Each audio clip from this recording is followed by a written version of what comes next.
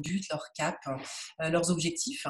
Et puis, j'accompagne aussi les organisations dans un chemin pour aller vers plus de bien-être au travail. Et pour faire le lien avec PNL Atlantique, je suis maître praticien en PNL et ça a été vraiment un de mes outils, enfin ça reste toujours un de mes outils fétiches que je trouve d'une grande richesse dans l'accompagnement des individus. Et puis j'ai aussi une autre expertise qui est en lien avec ce dont on va parler ce soir, la connaissance du fonctionnement de l'esprit et le lien entre le corps et l'esprit à travers les neurosciences et aussi la méditation de pleine conscience. Et moi, c'est la méditation de pleine conscience que j'ai découvert il y a une dizaine d'années maintenant qui m'a vraiment fait expérimenter le silence avec moi à travers les pratiques qui sont proposées, mais aussi le silence dans le cadre de retraite en silence, que j'ai vraiment pris plaisir, auquel j'ai vraiment pris plaisir à participer. C'est devenu un petit peu mon rendez-vous annuel avec le silence. Et puis, j'ai rejoint Jérôme dans l'aventure du Point de Chute. Je co-anime les retraites avec lui.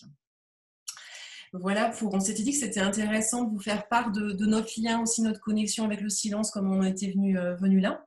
En tout cas, Jérôme le disait un petit peu tout à l'heure, mais il y a des choses qui ont vraiment besoin d'être vécues pour être comprises et appréciées, et le silence en fait partie. Alors, pour cette conférence, on a cherché le plus possible à mettre le silence à l'honneur en intégrant des petits moments de silence, de retour à soi pour laisser infuser ce qu'on va partager, en partageant certes de l'information, mais pas trop non plus.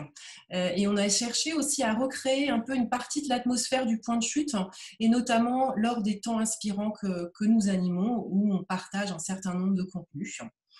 Donc on espère que pour vous, ce sera à la fois un temps inspirant et aussi ressourçant. Donc pour démarrer et pour se mettre, se connecter au silence, je vous propose qu'on fasse un petit temps de centrage, un petit temps de retour à soi. Qui va être environ peut-être 2 minutes. Donc pour ça, je vous invite à vous installer le plus confortablement possible, en mettant vos pieds bien au sol, s'ils ne le sont pas déjà, éventuellement en dépliant les jambes, si vous avez les jambes pliées. Et puis, si vous êtes confortable avec ça, de fermer les yeux. Moi, je vais le faire. Et de prendre un temps pour vous connecter à votre corps, aux différentes parties de votre corps, en commençant par vos pieds, vos jambes, votre torse, vos bras et votre tête. Et puis en laissant se déposer dans les instants qui vont suivre en silence, en laissant déposer vos pensées, déposer votre esprit, sans forcer quoi que ce soit, mais juste en vous mettant en présence de ce qui est là pour vous maintenant.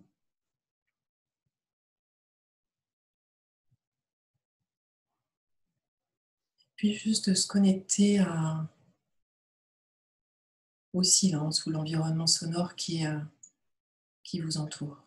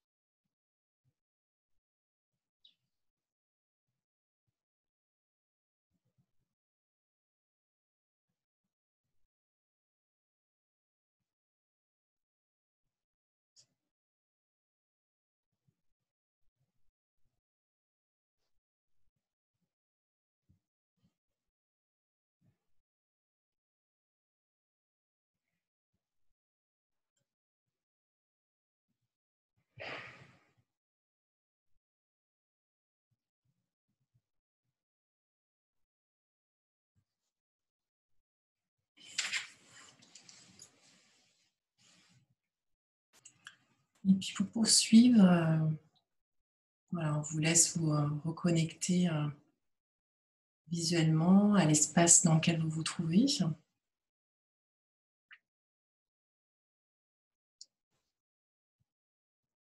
vais laisser Jérôme partager une citation. On va vous partager quelques citations qui nous inspirent. La première est de Blaise Pascal, qui disait déjà au XVIIe siècle: « Tout le malheur des hommes vient d'une seule chose, qui est de ne pas savoir demeurer en repos dans une chambre. »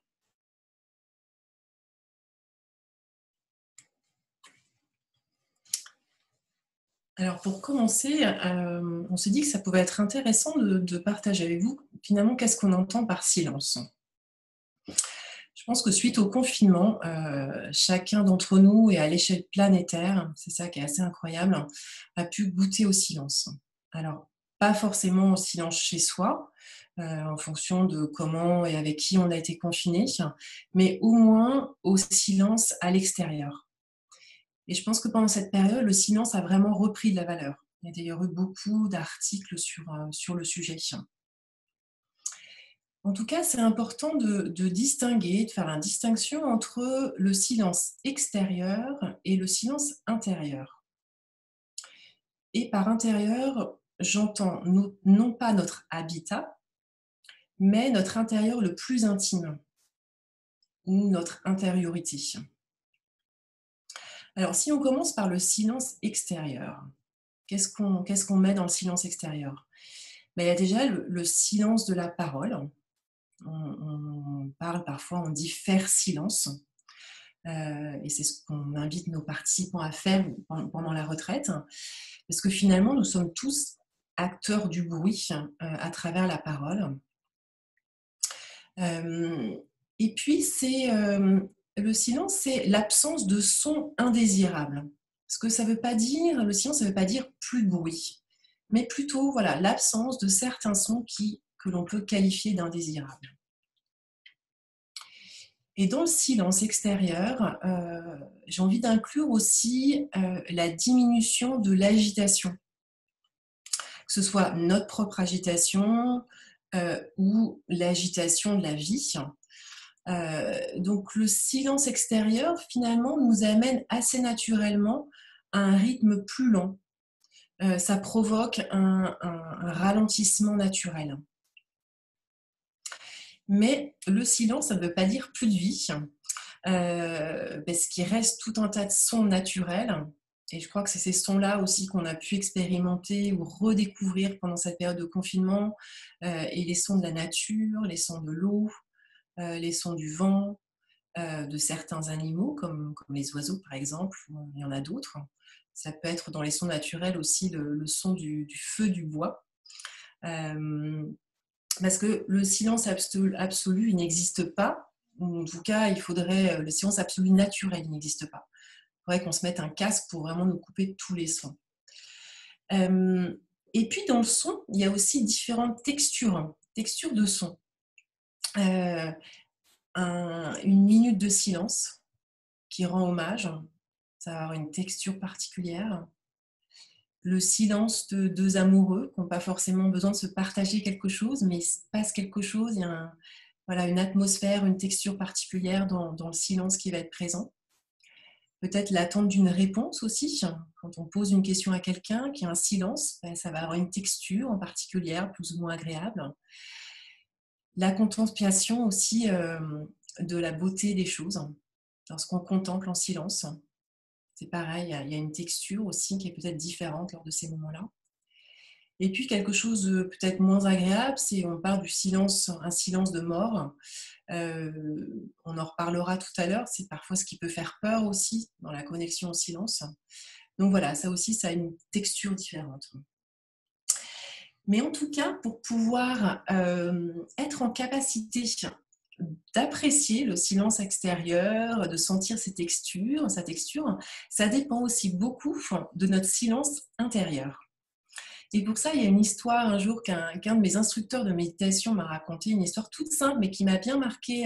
C'est quelqu'un qui fait beaucoup de montagnes et qui me disait qu'un jour, il était avec sa maman au bord sur une montagne, à admirer un paysage magnifique. Donc, ils étaient en contemplation. Et sa mère lui a dit, oh, il y a toujours, qu'est-ce que c'est agaçant, il y a toujours une pensée qui vient, finalement altérer ce silence, altérer ce moment. Et c'est justement le lien que je veux faire avec le silence intérieur. Parce que on peut essayer de créer toutes les conditions pour que ce soit calme, et puis parfois on se rend compte qu'à l'intérieur ça ne l'est pas du tout. Parce qu'il y a moi je parle du bruit de nos pensées, une agitation mentale qui est là en permanence, plus ou moins importante. Donc parfois on peut avoir des difficultés aussi à faire silence. Et je reviendrai dessus un petit peu plus tard dans notre présentation. Et puis aussi, ce qui est intéressant à dire, c'est qu'aujourd'hui, on a quand même créé des vies qui, d'une part, favorisent la distraction. On nous apprend à être discret presque aujourd'hui, avec tout un tas d'informations à gogo, une ultra connexion à nos smartphones, de la pub qui est un peu partout. Et puis, on a aussi des vies bruyantes qui sont devenues bruyantes. Les sonneries de nos téléphones, les bips par-ci, par-ça, et puis les transports. Et ça, je pense que c'est pareil, ça a été aussi quelque chose d'intéressant à observer, l'arrêt des transports pendant cette période de confinement. Alors, pour conclure sur cette première partie, je vais vous lire une citation de François Garognon. Apprendre à contempler, ne rien dire, rester dans le silence, mais pas n'importe quel silence. Il y a toute une gamme de silences, des graves, des aigus, des intenses. Il y a le silence qui cache l'absence et le vide. Moi, je parle des silences à étoiles, des silences à deux, avec des signes et des messages, et des sculptures de connivence. Un silence moelleux et rond comme de la tendresse, et grisant comme de l'amour. Un silence dense, la danse d'un silence.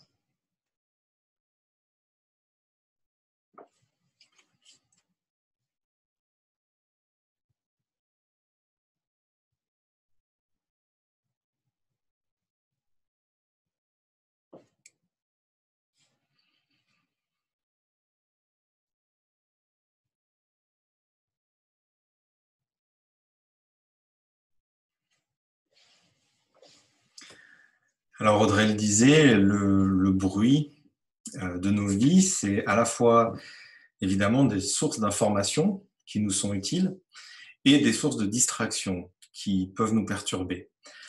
Alors, on en a beaucoup parlé par effet contraste pendant le confinement grâce à ce silence. Il y a eu pas mal d'articles qui ont parlé des conséquences du bruit. Je vais vous en redire quelques mots des conséquences du bruit dans nos vies.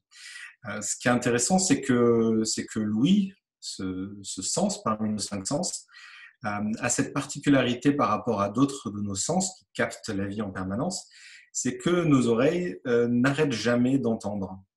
On est connecté à notre environnement extérieur 24 heures sur 24, y compris pendant notre sommeil, où notre cerveau continue de capter des sons. Vous avez tous vécu des nuits avec des gens qui font la fiesta et qui vous réveillent en pleine nuit, une porte qui claque. Voilà, notre cerveau reste en alerte, sensible aux bruits qui sont présents autour de nous, même quand on dort. Ça nous alimente donc le cerveau de signaux en permanence, et ces signaux que le cerveau capte alimentent des pensées et alimentent une forme de sollicitation de notre système de manière très souvent inconsciente. Alors cette sollicitation, quand elle est à son extrême, elle génère pas mal de perturbations de nos états d'être et nos états d'âme. Les perturbations, un des plus communs, c'est la fatigue. On a tous eu des occasions de se sentir fatigué à la fin d'une journée où pourtant on n'a pas couru un marathon, on n'a pas résolu des problèmes professionnels à un haut niveau d'intensité, et pourtant on est fatigué. Parce qu'on est allé en ville, parce qu'on a pris les transports, en effet, parce que la télé était forte, parce que les enfants ont pas mal chahuté dans la pièce d'à côté. Voilà, une fatigue qui s'installe alors que nous, on n'avait pourtant pas fait grand-chose pour être fatigué. Euh, Dans les autres conséquences du bruit, et c'est souvent vrai dans les environnements de travail actuels avec les fameux open space, c'est la perte de concentration, qui est une des conséquences de bruit permanent d'un clavier à droite, d'un téléphone à gauche, de deux collègues qui parlent.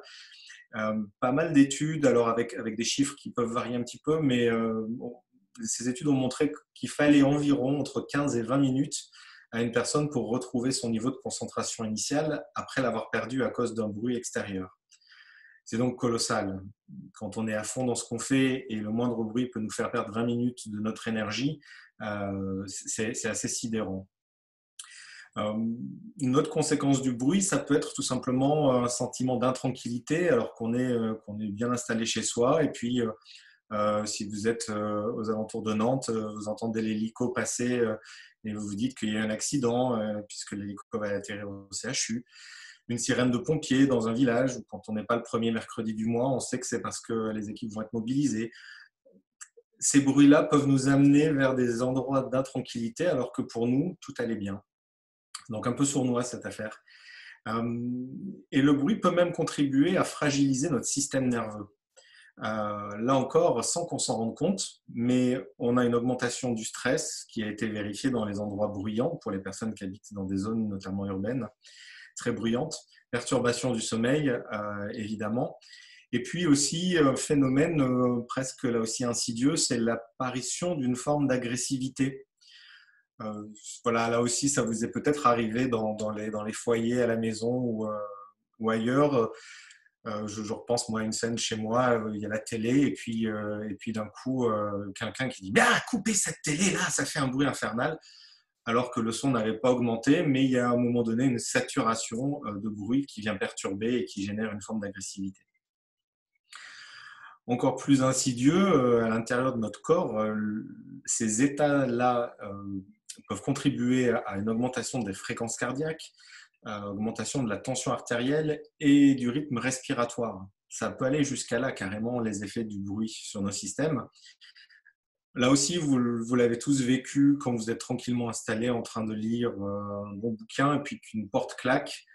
Le claquement de la porte va vous faire sursauter et dans ce sursaut, tout le corps va être en réaction face au bruit avec ce « Ouh, j'ai eu peur, ah, non ça va, c'était qu'un bruit de porte ».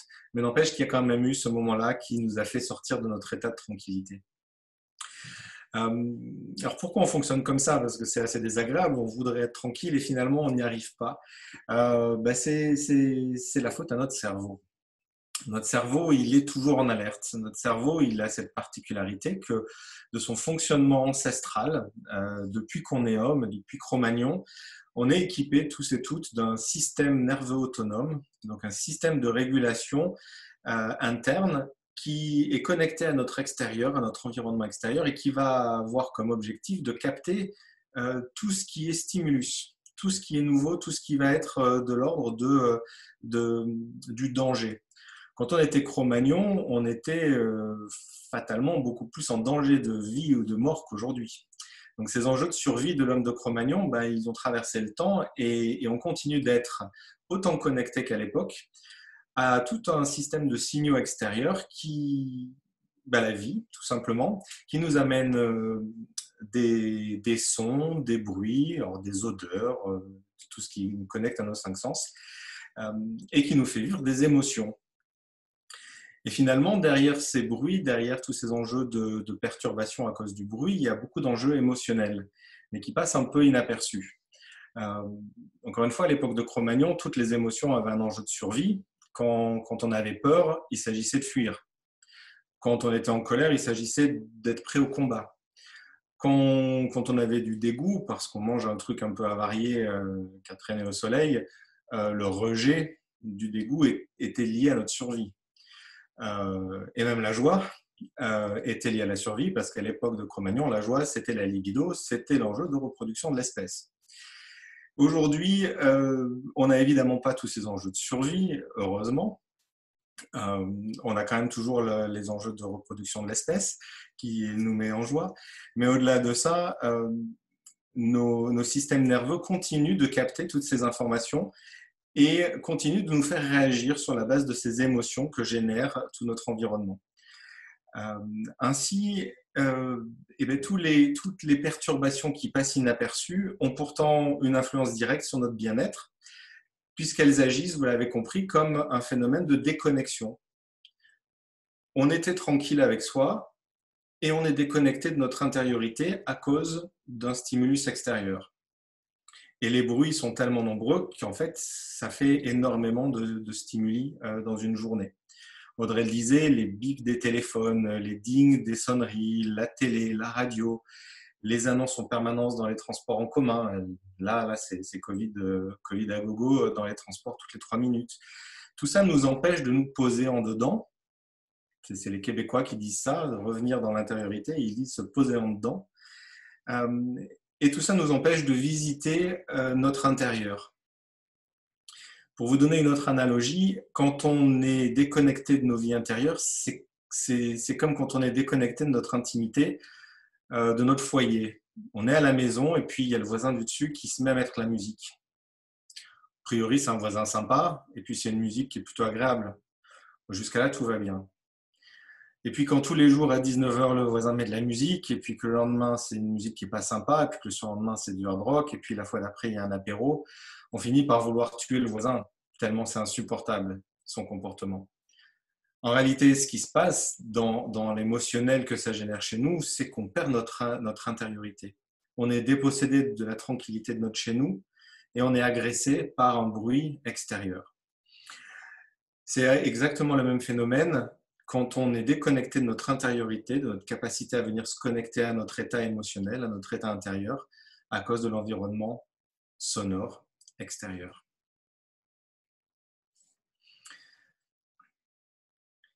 Je vous partage une citation à mon tour de William Penn qui est cité dans un livre de Michel Levanquienne qui s'appelle « Cerveau et silence ».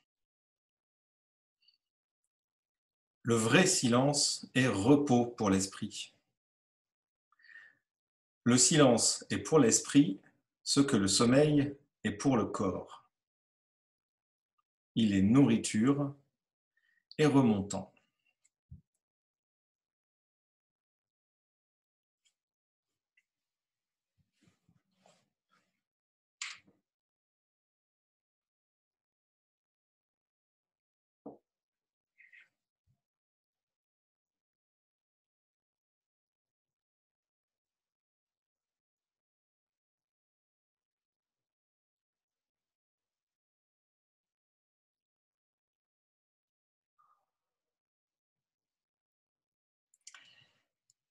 Alors, qu'est-ce que le silence vient nous révéler ? Et juste avant de commencer à parler à ça, j'ai envie de dire que parfois, on va chercher à faire du bruit, à créer de l'agitation pour nous empêcher d'entendre certaines choses dans notre intériorité, parce que le silence vient révéler tout un tas de choses, et qu'il y a nécessité de faire silence si l'on veut vraiment réussir à écouter. Alors c'est valable pour écouter les autres, pour vraiment être présent à l'autre, on a besoin de faire silence, de se mettre en disposition d'écoute, mais aussi pour réussir à s'écouter soi-même et s'entendre. Donc qu'est-ce qu'il y a à entendre ? Qu'est-ce que ça vient révéler ? Vous avez peut-être fait l'expérience tout à l'heure d'un court moment de silence en introduction, ou peut-être si vous avez l'habitude de pratiquer la méditation, finalement quand on s'arrête, qu'on cherche à faire du calme, ben voilà, on va entendre tout un tas, ça va nous permettre d'entendre tout un tas de pensées. Dans notre fonctionnement par défaut, on produit à longueur de journée des pensées, sauf qu'environ, je crois que c'est plus de 70% des cas, on n'est pas conscient en fait, des pensées qu'on se raconte. Et c'est important finalement d'être conscient et à l'écoute de ses pensées. Pourquoi ? Parce que beaucoup de pensées sont à propos de ce qu'on pense de nous, des auto-jugements. alors qui sont parfois positifs, mais on a aussi quand même surtout tendance à avoir des jugements négatifs aussi vis-à-vis de nous-mêmes. On a des pensées aussi à propos de ce qui se passe. Et en PNL, on parle beaucoup d'interprétation. Finalement, nos pensées, on va passer notre temps à interpréter. Et ça, c'est plutôt intéressant aussi d'être conscient de qu'est-ce que je suis en train d'interpréter, qu'est-ce que je suis en train de me raconter comme histoire par rapport à ce qui est en train de se passer. Et puis aussi, par rapport à ce que je suis en train de me raconter, est-ce que ça m'appartient vraiment ou est-ce que ça appartient aux autres, à ma famille? Donc, cette prise de conscience, elle est importante. Et puis, pour les PNListes, il y a un schéma qu'on voit assez tôt en PNL, c'est le schéma qui explique qu'il se passe un événement. Comment on fonctionne? Il se passe un événement. On en fait une interprétation. Alors, tout ça, ça se fait très vite et de manière inconsciente, mais on interprète. Cette interprétation va générer une émotion qui elle-même va générer un comportement. Donc, ce que ça nous dit, c'est vraiment que finalement, ce qui se passe à l'intérieur, les pensées jouent sur nos émotions, qui elles-mêmes vont jouer sur notre comportement, d'où l'intérêt de pouvoir être en conscience de qu'est-ce que je suis en train de me raconter et qu'est-ce que je suis en train d'interpréter. Alors, comment agir sur le silence des pensées? C'est un grand sujet, ça ferait l'objet au moins d'une conférence. Mais juste pour faire le lien avec ce dont j'ai parlé en introduction, notamment la méditation de pleine conscience, qui moi m'a aidé à découvrir et à apprécier le silence, c'est une pratique qui nous aide à apaiser notre mental, notamment. Enfin, c'est assez vaste, mais à travers un certain nombre de pratiques, on apprend à laisser déposer les pensées en ayant un focus plus sur le corps, sur la respiration. Mais en tout cas, laisser les pensées passer ou les laisser se déposer pour être beaucoup plus présent à soi et aussi présent à ce qu'il y a autour de soi. Ça permet aussi le silence et l'écoute de notre intériorité, de repérer peut-être des schémas répétitifs ou des croyances. Alors pareil, en PNL, on parle beaucoup de croyances. Les croyances qui sont bien souvent inconscientes et qui ont un impact énorme sur notre façon d'agir, notre façon d'agir dans le monde. Alors ça peut être des croyances à propos de soi, à propos de nos capacités, à propos de ce que pensent les autres de nous, ou aussi des croyances à propos du monde. Et si je reprends l'exemple de l'homme de Cro-Magnon, si on croit que le monde est dangereux, ça va avoir forcément une influence énorme sur comment on va agir dans le monde. Donc c'est les croyances finalement, nos schémas, c'est ce qui va nous coincer et parfois nous limiter. D'où l'importance de les entendre, et on peut les entendre grâce à ces temps de silence. Et puis, ça nous permet aussi, ces temps de silence, de mieux savoir qui on est. Pourquoi ? Parce que, je peux donner un exemple, ça peut nous aider à repérer qu'est-ce qui me met en joie. Qu'est-ce qui me met en joie ? Qu'est-ce qui provoque un élan en moi ? Et ça nous donne un indicateur sur finalement, tiens, peut-être que ça, c'est un choix qui est juste pour moi. Et au contraire, qu'est-ce qui provoque des affects négatifs. Donc, qui on est en PNL, il y a tout un cours sur les métaprogrammes. Donc, ça peut aussi nous permettre de révéler ça. Comment je fonctionne ? Qu'est-ce qui me plaît, qu'est-ce qui me déplaît. Et puis, ça va nous aider à faire des bons choix, de meilleurs choix dans la vie en ayant une meilleure connaissance de nous-mêmes. Alors pareil, sur le sujet de la connaissance de soi, il y aurait tout un chapitre, mais tout un livre à écrire sur ce sujet. Mais voilà, je voulais aussi l'évoquer. Et puis la dernière chose, pareil, vaste sujet, c'est le silence, ça nous permet d'entendre nos petites voix. L'intuition, je parle d'intuition, où on peut mettre tout un tas de qualificatifs derrière. Nos petites voix, pour moi, c'est l'intuition, c'est un peu une autre forme d'intelligence qui est en nous, comme quelque chose qui sait. On parle parfois de voix de la sagesse, ou moi j'aime bien dire c'est l'âme qui nous parle. En tout cas, parfois on peut avoir l'impression d'une évidence, par rapport à une question qu'on se pose ou par rapport à un choix à faire. Et ça, c'est du domaine de l'intuition. Et l'intuition, finalement, elle émerge le plus souvent lorsqu'on fait silence et lorsque nous sommes disponibles pour l'entendre.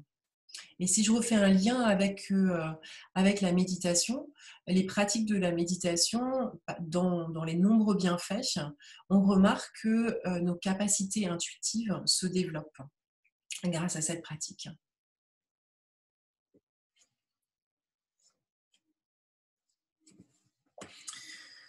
Et le problème avec l'intuition, la petite voix, c'est qu'elle ne parle pas très fort et que le moindre bruit va l'empêcher de s'exprimer.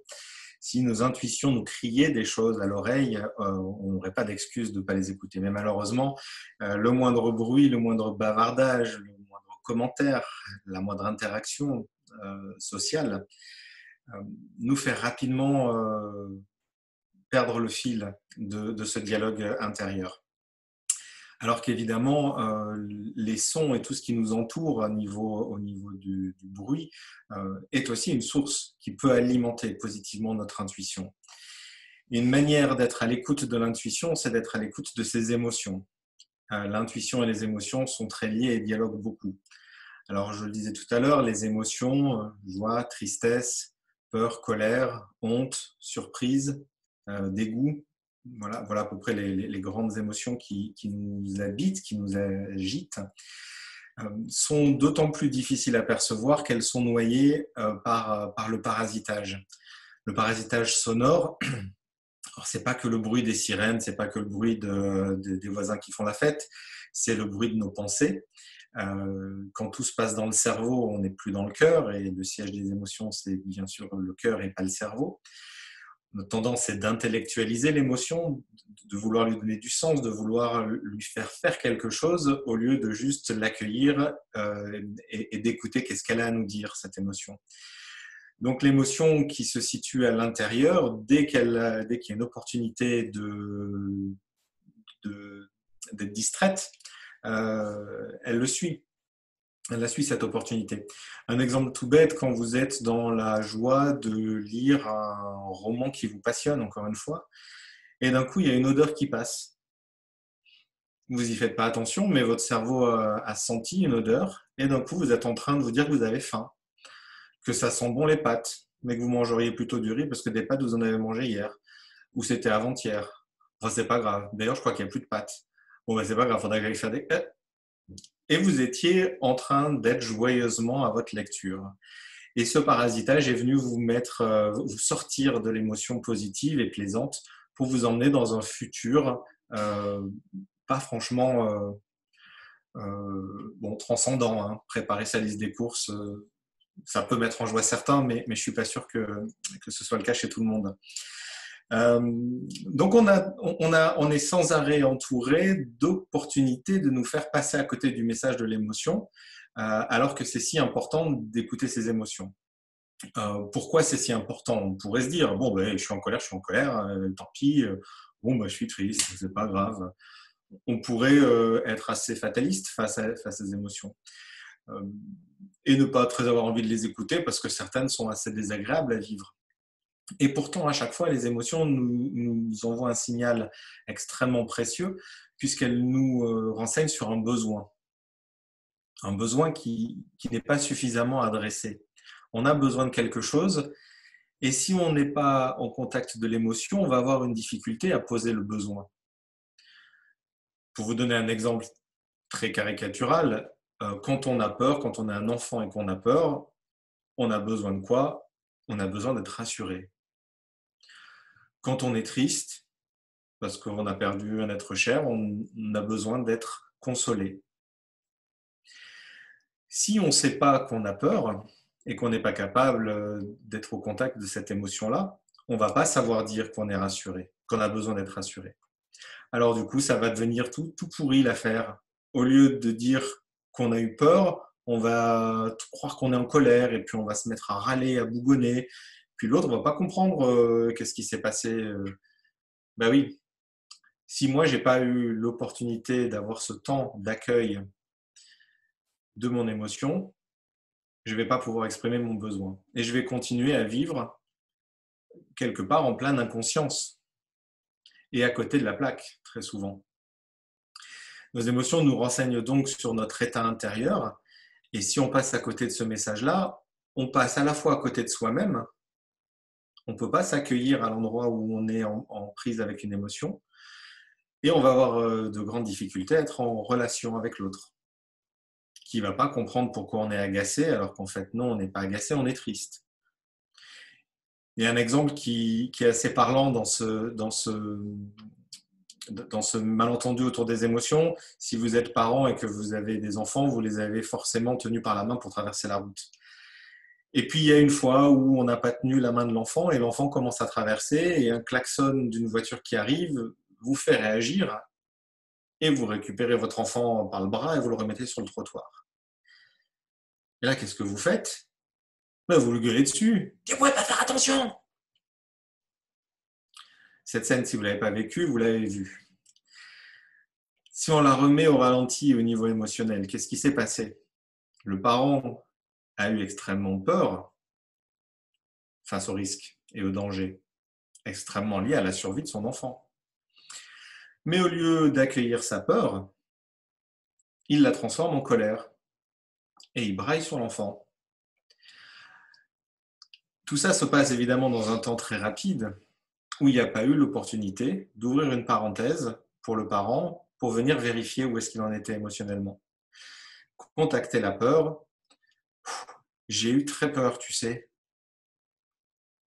Et déjà poser ça pour l'enfant, c'est bien mieux que de se prendre une engueulade quand on a un enfant et que, bah oui, on n'a pas encore appris ce genre de précautions. L'enjeu du silence, c'est exactement la même chose. C'est redonner un temps un peu plus long, un peu plus large autour de soi pour venir au contact de ce qui se passe dans nos intérieurs au niveau émotionnel. Et il y a les bruits qui nous agitent et qui nous font nous extraire de nos émotions. Mais heureusement, dans la nature et dans la vie, on a aussi des bruits qu'on a souvent tendance à appeler des sons quand ils sont plus jolis. Ce sont les sons de la nature. Les sons dans la nature, le confinement, Audrey le disait, ça a été une vraie occasion pour tout le monde de se dire « Ah tiens, j'entends les oiseaux qui sont sur les toits de mon immeuble, même en centre-ville. » Ce sont des sons qui sont très différents. Je pense au bruissement des feuilles quand il y a un petit peu de vent. Je pense aux vagues, au ressac quand on est au bord de la mer. Le pépiement des oiseaux, effectivement. La nature, elle semble avoir chez beaucoup de personnes un effet apaisant. Alors c'est intéressant de se demander pourquoi. Pourquoi certains bruits nous font nous agiter intérieurement et pourquoi certains bruits nous apaisent. Ben là encore, c'est notre cerveau. Ce coup-ci, c'est notre allié, notre cerveau. Dans ces cas-là, notre cerveau, qui, je vous l'expliquais, il est toujours en alerte. C'est Cro-Magnon qui cherche en permanence de voir s'il n'y a pas une alerte pour sa survie. Le cerveau, quand il entend les sons tranquilles de la nature, il sait analyser que tout est calme et qu'il n'y a pas de raison d'être en hypervigilance avec la nature. Quand on est au contact de la forêt, de la mer, souvent le silence de la montagne avec le vent, ce qui se passe, c'est que les bruits sont réguliers, sont récurrents, ils ont lieu avec une certaine fréquence qui revient et qui revient et qui revient. En fait, ça permet au cerveau d'assimiler cet environnement sonore comme une sorte de tâche de fond qui va l'aider à réduire son activité mentale. En fait, c'est un leurre. Le cerveau, on peut assez facilement le piéger. Il va être occupé à guetter le bruit suivant. Ça, c'était un bruit d'une vague. Tiens, c'est encore un bruit d'une vague. Encore un bruit d'une vague. C'est encore le bruit d'une vague. Le cerveau, il va adorer guetter, être sûr qu'il y a bien le bruit de la vague encore après. La même chose avec le vent, la même chose avec tous les sons dans la nature. Et ça crée une sensation extrêmement relaxante et aussi une sensation de sécurité intérieure. La nature n'est pas une menace pour ma survie et le cerveau est occupé à écouter ce qui est naturel et ce qui est là, de manière un peu permanente, un peu récurrente. Ce qui fait que souvent, quand on s'est baladé en pleine nature, on dit qu'est-ce que c'est calme, qu'est-ce que c'était silencieux. Alors que si on avait compté le nombre de bruits et de sons différents dans la nature, il est probable qu'on ait trouvé presque autant qu'en ville. Donc en réalité, vous l'avez compris, ce qui est calme et silencieux, c'est surtout nous, c'est surtout notre intériorité. Il s'agit donc en fait, grâce au silence, de reproduire ces espaces qui permettent d'entendre à l'intérieur ce que le silence a à nous dire.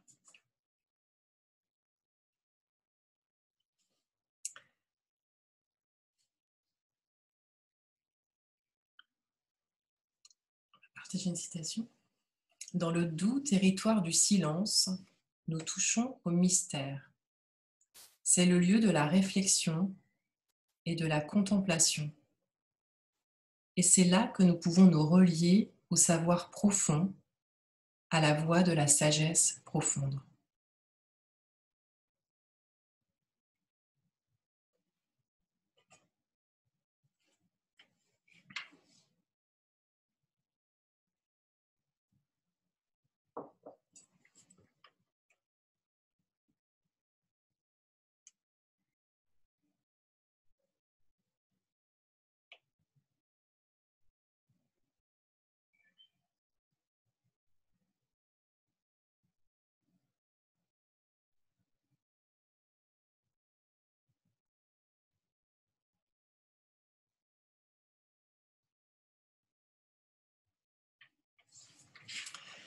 Pour terminer, on avait envie de partager avec vous quelques clés, quelques opportunités de créer des espaces de silence dans votre quotidien.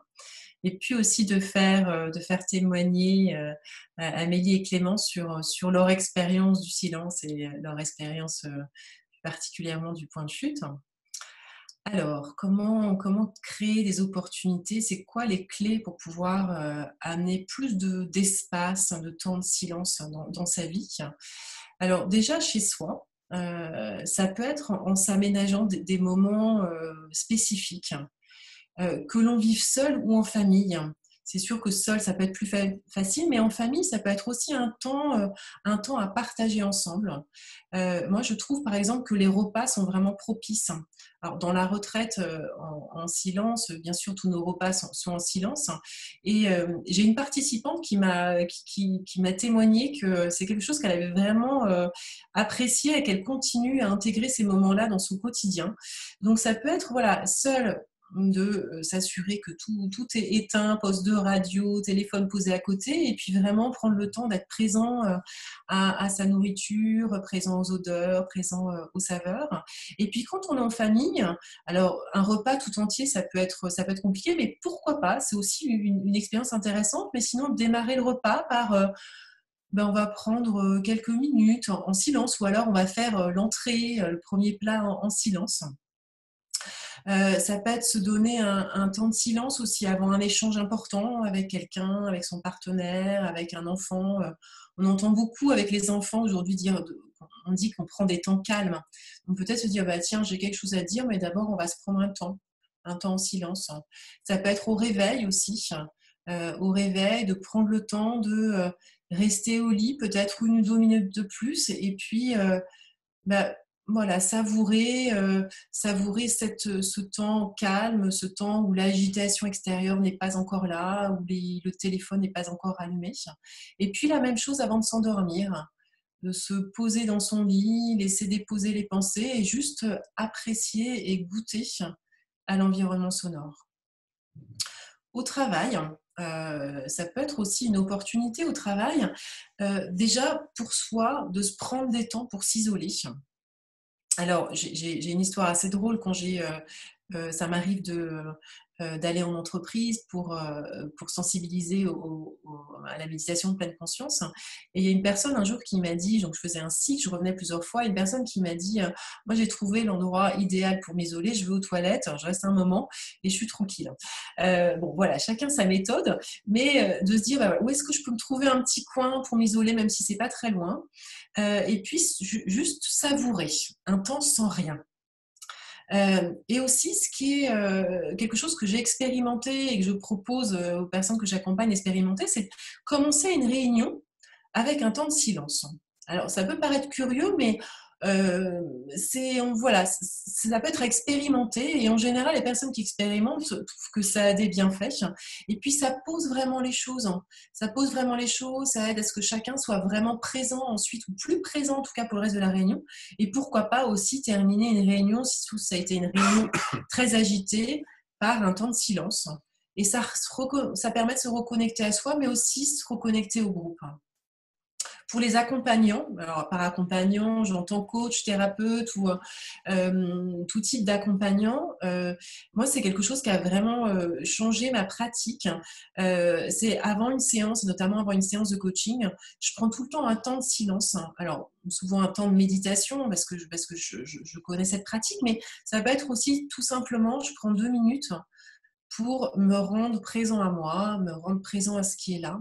Et ça change vraiment, ça peut vraiment changer déjà comment on se sent avant de démarrer un entretien, mais aussi changer la qualité de la présence à l'autre. Il y a une pratique dans la méditation de pleine conscience qui est la pratique du stop. Cette pratique, donc, c'est un acronyme, chaque lettre a un sens. Donc, le stop, c'est quoi en fait cette pratique? Là, le S, c'est pour stop, je m'arrête. Le T, je prends un temps de respiration. Ça peut être une respiration, 2 respirations. Le O, c'est j'observe. J'observe ce qui est présent. Ce qui est présent au niveau de mon esprit, ce qui est présent au niveau de mes émotions, ce qui est présent dans mon corps. Et puis le P, je me rends présent totalement à tout ce qui est là. J'accueille tout ce qui est là. Et puis, il y a un double P qui est de poursuivre, parce qu'on ne va pas rester dans le stop éternellement, mais donc de reprendre et peut-être de prendre conscience de tiens, qu'est-ce qui est différent dans mon état intérieur après ce temps de stop. Mais en tout cas, c'est voilà, s'accorder, ça peut prendre voilà, un très court moment, s'accorder des moments de stop dans sa journée. Aussi, une autre clé, une autre pratique, c'est de s'autoriser à une demi-journée, voire une journée avec le téléphone et les mails coupés. Déjà, rien que ça, ça allège en termes de sonorité, mais aussi en termes de distraction. Et puis, bien sûr, quand on peut, s'offrir déjà des temps dans des temps de sortie dans des lieux plus calmes. Alors, ça peut être, quand on habite dans une grande ville, ça peut être un parc, et sinon, une sortie à la campagne. Et vraiment, du coup, se mettre à l'écoute des sons de la vie. Ça peut être aussi une autre façon de lâcher les pensées, voilà, je me mets à l'écoute des sons qui sont présents. Et en plus, comme le disait Jérôme, il y a tout un tas de bienfaits en étant en contact avec la nature et à ces sons-là. Et pour terminer, lorsque c'est possible, et l'idéal, c'est de pouvoir s'offrir des temps plus longs, plus spécifiques aussi, pour se mettre au contact du silence, et notamment à travers des retraites.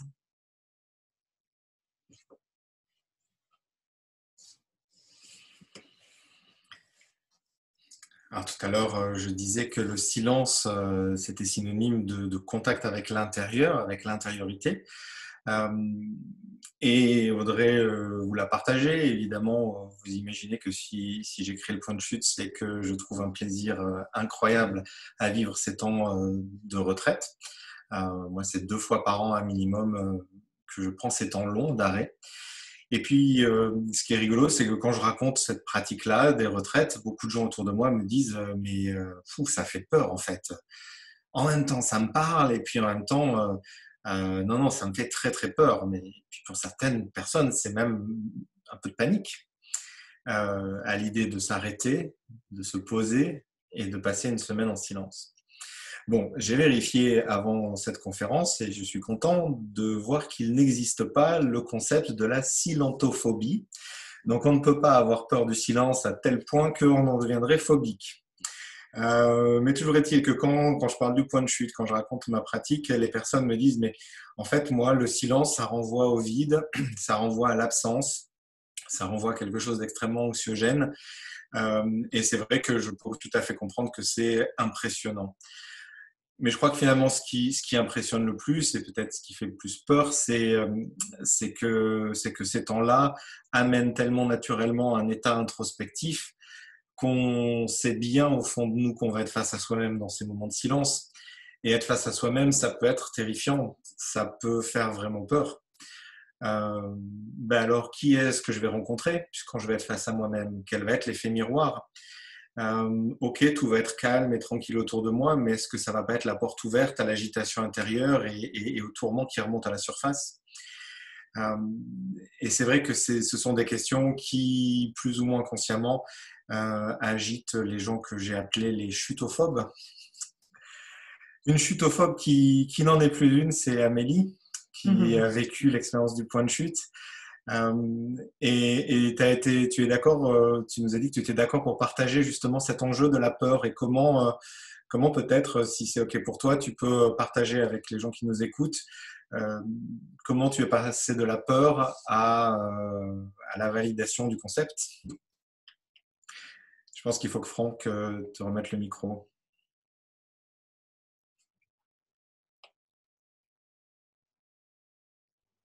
Voilà. Est-ce que vous m'entendez? Ouais. Oui, super. Merci beaucoup. Oui, effectivement. Alors moi, j'ai eu cette grande chance d'avoir une adepte du point de chute qui a été Clémence et qui m'a parlé de cette retraite en silence. Ça faisait très très longtemps que j'avais envie de tenter ça. Et j'ai eu la chance de me lancer.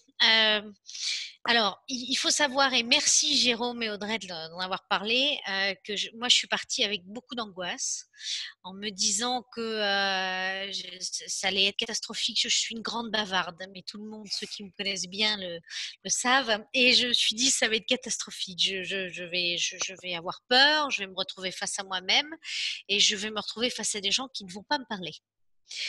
Donc, qu'est-ce que je vais faire? Donc, ça a été vraiment très, très angoissant. Et c'est marrant, il y a eu énormément d'angoisse avant de partir. Et même dans la voiture. Et quand je suis arrivée sur les lieux, et c'est vrai qu'avant, moi, j'ai eu la chance d'avoir Audrey parce qu'il y a quand même une préparation avant, et heureusement d'ailleurs, qui nous permet de nous rassurer. Moi, j'en ai eu besoin d'avoir Audrey au téléphone, sa voix qui est apaisante m'a fait beaucoup de bien. J'ai pu poser mes questions. Donc déjà, il y a eu ça et quand je suis arrivée sur place, le lieu est magique. Sincèrement, le lieu où se passe cette retraite est déjà magique. On est perdu au milieu de la campagne et je pense que c'est tout à fait en lien avec le travail que l'on fait là-bas. L'autre chose, c'est que lorsque on arrive là-bas, on part pas tout de suite en disant allez hop, on se tait et puis voilà. Il y a vraiment une préparation. Il y a l'accueil d'Audrey et Jérôme qui nous permettent déjà de faire ce passage, on va dire, avec beaucoup de douceur, de souplesse et puis de sécurité. Moi, j'avais vraiment besoin de me sentir en sécurité, ce qui s'est extrêmement bien fait. Et puis, ce qui est surprenant, c'est qu'en fait, on ne connaît pas les prénoms des gens avec qui on est, on ne sait rien, et c'est pas plus mal en fait. Et moi, j'ai été à la fois surprise et à la fois, je me suis rendu compte que je m'en fichais. Donc, c'est ça qui était rigolo. Et je me suis rendu compte que pendant ces jours-là, j'ai vécu quelque chose d'extrêmement intense. D'abord, l'intensification des 5 sens. J'ai eu l'impression de goûter les choses, que tout ce que je pouvais manger avait une saveur fois 10 000, les odeurs, les sons dans la nature, le feu qui crépitait dans la cheminée, tout ça. Tout était apaisant, tout était sécurisant. Tout ce que je voyais était beau, les paysages étaient beaux. On a la chance dans ce lieu-là aussi de pouvoir faire des promenades absolument magiques. On a la chance d'avoir ces temps inspirants dans la journée qui fait que on écoute les voix sécurisante et puis ce travail que l'on fait avec Audrey et Jérôme aussi. Donc ces temps inspirants sont très intéressants, importants et recadrant aussi. Et puis j'ai appris à écouter mes émotions. Et ces émotions-là ont été aussi, au-delà du fait qu'elles étaient angoissantes au début, elles étaient pour moi une manière de me retrouver face à moi-même. Au lieu de la peur, je me suis retrouvée à avoir la sérénité, à être sereine, à découvrir des choses que je pensais être impossibles chez moi, le silence notamment, et avoir du plaisir à être en silence. Et tout ça s'est fait et par rapport au travail de Jérôme et Audrey et par rapport au lieu.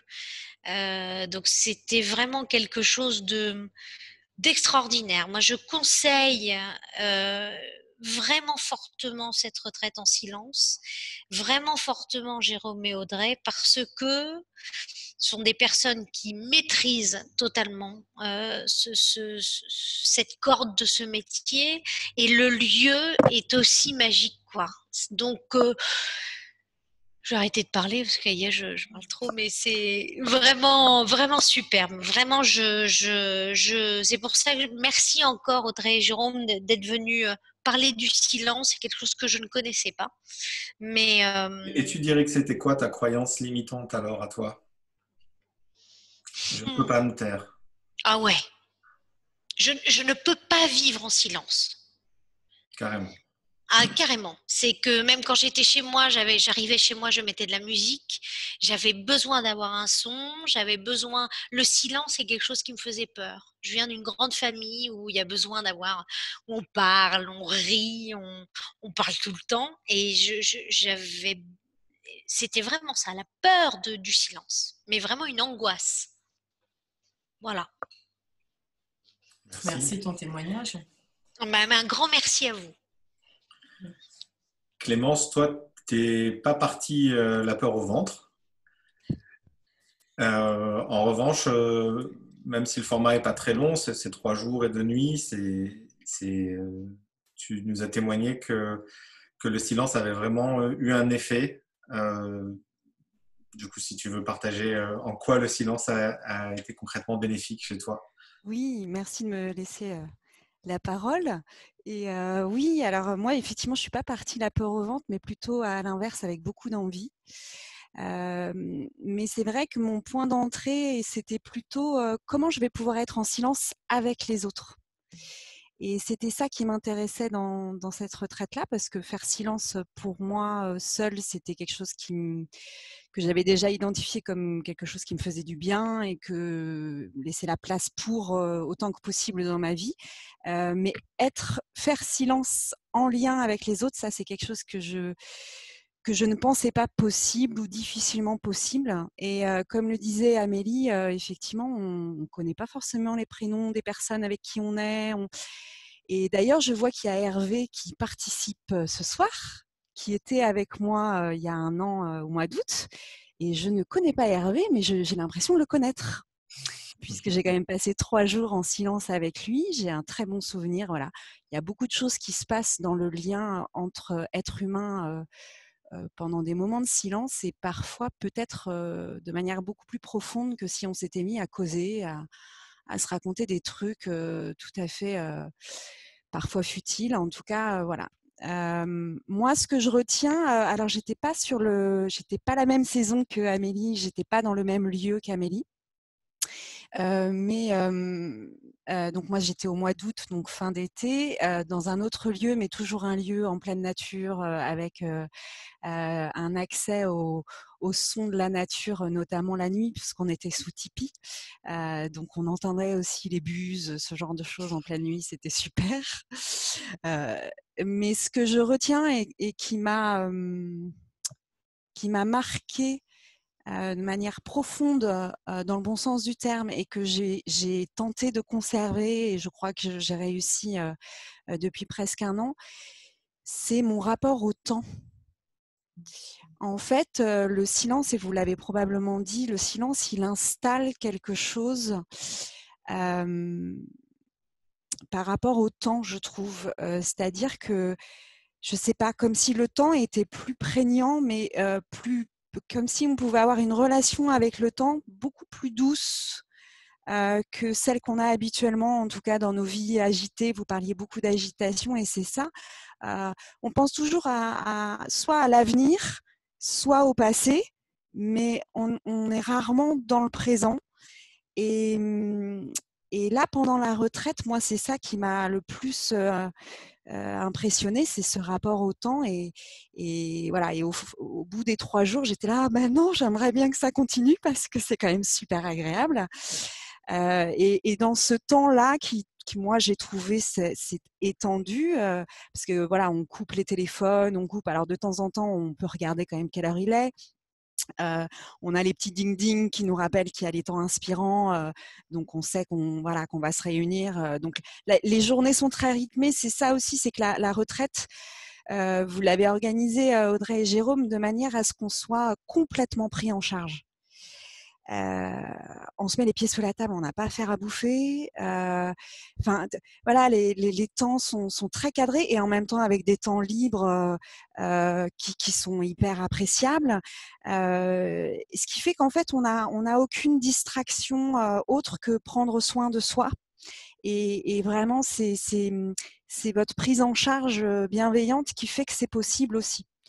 Voilà, donc c'est ce rapport au temps, moi, que je retiens le plus, et cette capacité à créer du lien avec l'autre malgré l'absence de parole, et peut-être que ce lien est plus profond. Je sais pas, j'ai pas eu l'occasion de revoir d'autres personnes de la retraite, même si je sais qu'Hervé est là, mais je sais pas, peut-être pourrait-il dire la même chose.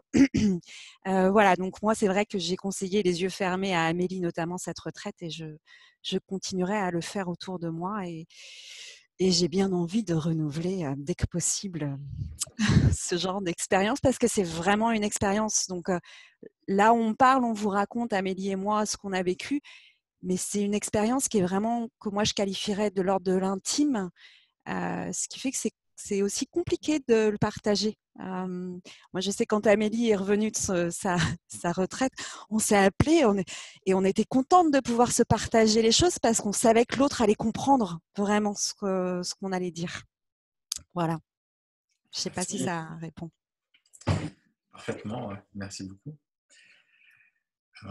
Il est 19h10, on a une vingtaine de minutes encore ensemble si vous souhaitez rester pour poser des questions ou écouter les réponses des autres.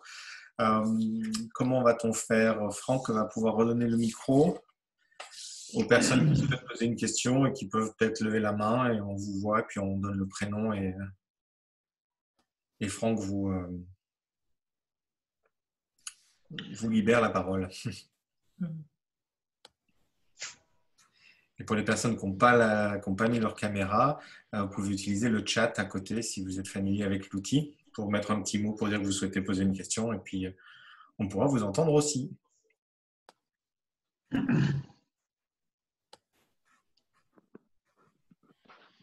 Je ne sais pas si vous pouvez m'entendre.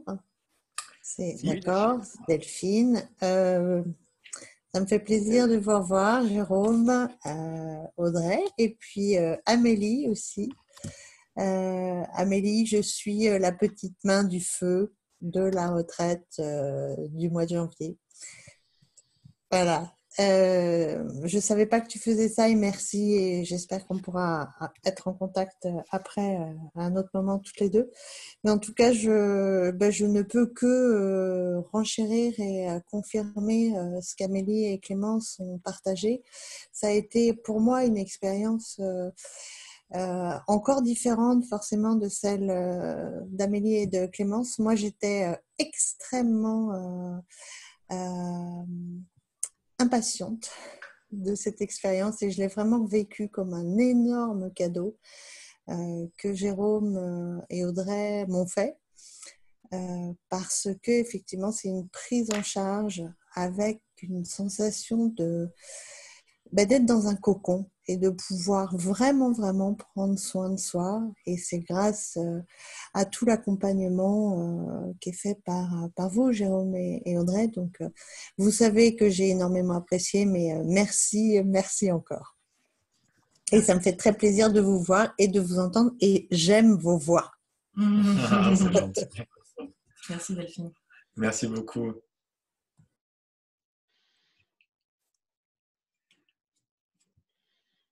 Silence.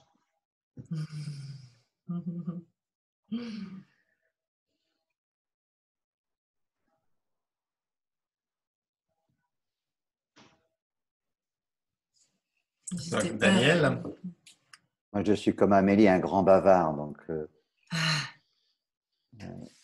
je fais des efforts. Et je voudrais partager quelque chose qui est, parce que ça résonne depuis le début, avec une autre pratique que j'ai de la méditation zen, dans un centre que je ne manque pas non plus de recommander à tous ceux qui s'intéressent à ça. Et c'est extrêmement convergent avec ce que vous proposez. Et je retiens, moi, personnellement, j'en fais maintenant, ça fait 5 ans, et j'en fais au moins une par an, sauf l'an passé où j'en ai pas fait, mais c'est quelque chose qui permet ce que disait Clément, c'est-à-dire le silence permet un lien avec les autres d'un tout autre ordre. En fait, on s'aperçoit qu'on n'a pas besoin de parler pour être en relation intime avec les autres. Alors, la seule différence, c'est qu'on prépare les repas et qu'on fait la vaisselle, mais bon. Et je crois que c'est ce type de retraite méditative. Moi, quand la première que j'ai faite, j'ai dit à l'animateur Jacques Casterman à la fin, c'est l'expérience la plus radicale de ma vie. Radicale au sens où on va à la racine. On va à la racine des choses, on va à la source de la vie. On n'a pas besoin de parler pour vivre, quoi. Donc nous, les grands bavards, c'est une sacrée leçon, quoi. Et moi, d'ailleurs, je fais une intervention sur la parole. Donc, vous voyez, donc merci en tout cas. Et puis, point de chute, je trouve que c'est bien trouvé quand même. Et où se situe le lieu? C'est où? C'est dans la région à côté de Eric, à côté de Nantes. Ah oui. Une petite ville à 20 minutes au nord de Nantes.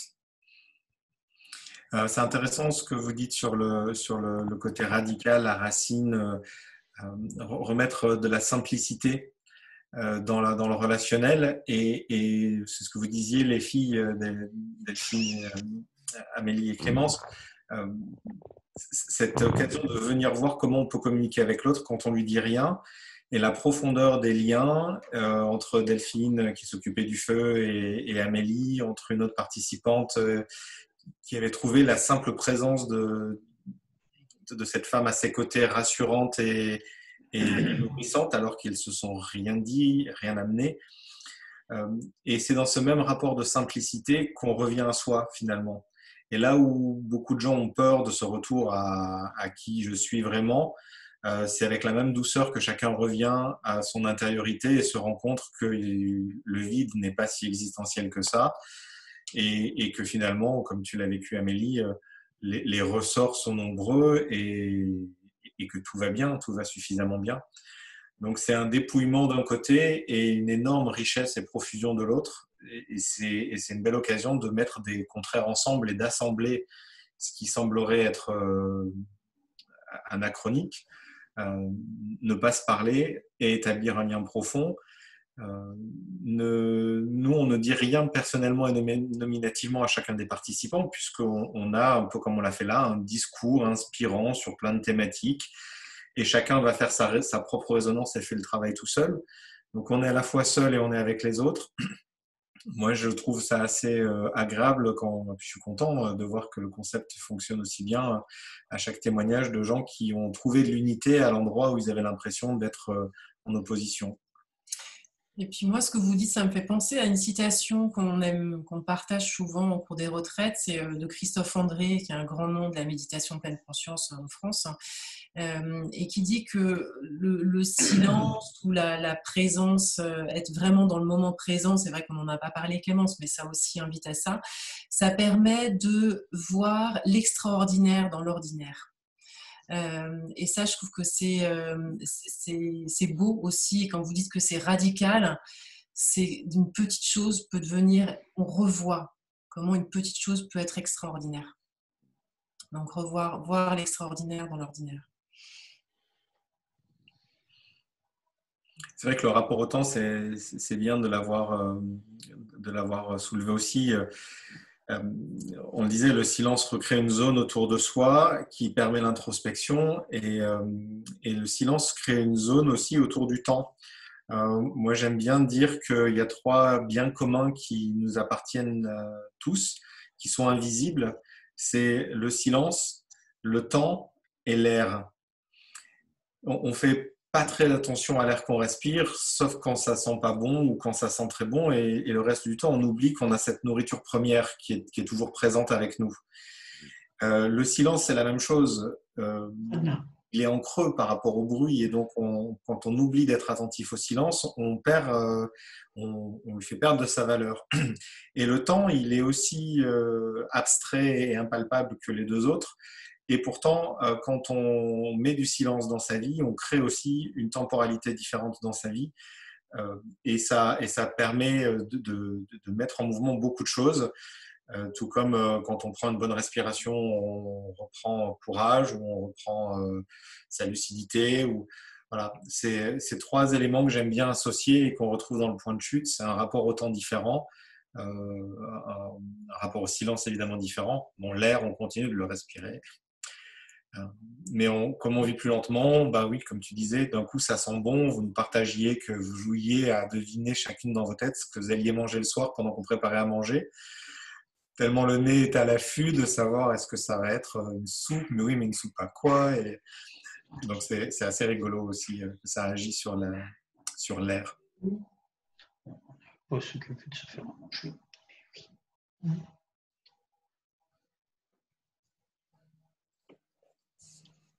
Est-ce qu'il serait possible d'ailleurs que vous nous partagiez les citations que vous avez pu nous offrir ce soir?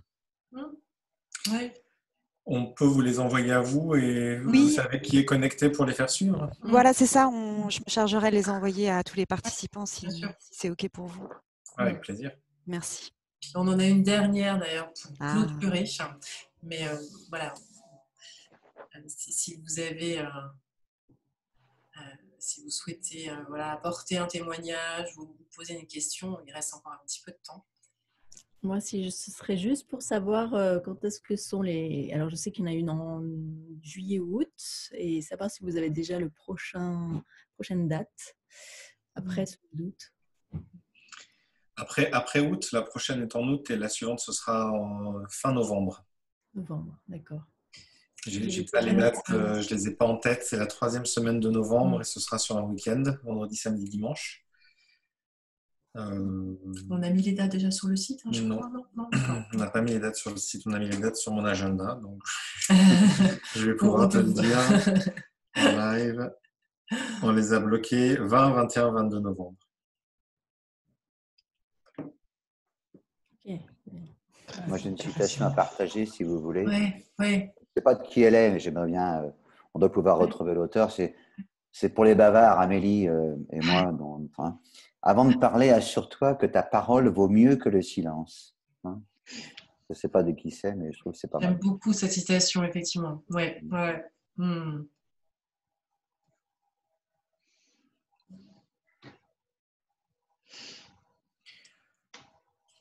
Si vous n'avez pas d'autres questions ou d'autres remarques, on peut conclure avec cette dernière citation.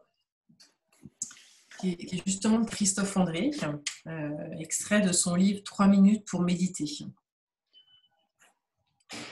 Certains endroits facilitent les moments de recueillement, tels que les églises ou les lieux de prière.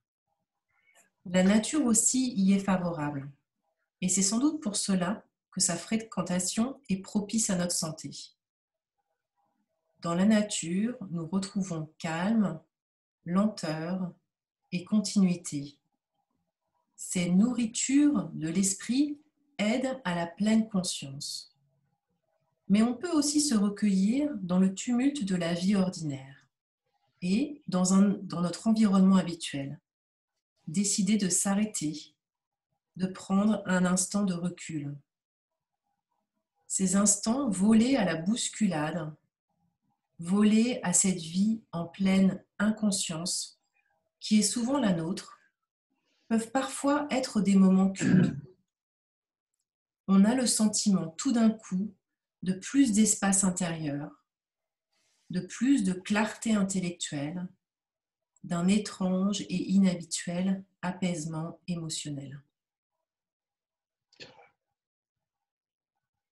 Très bien.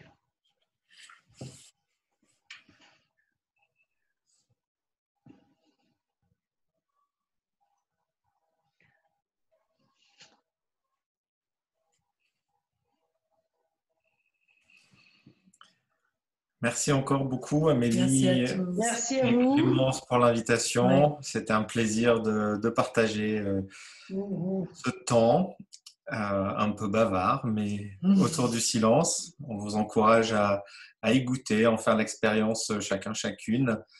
Et voilà, au plaisir de vous retrouver ici ou là, entre PNL Atlantique, le Point de Chute ou au détour d'une rue à Nantes, si vous êtes du coin.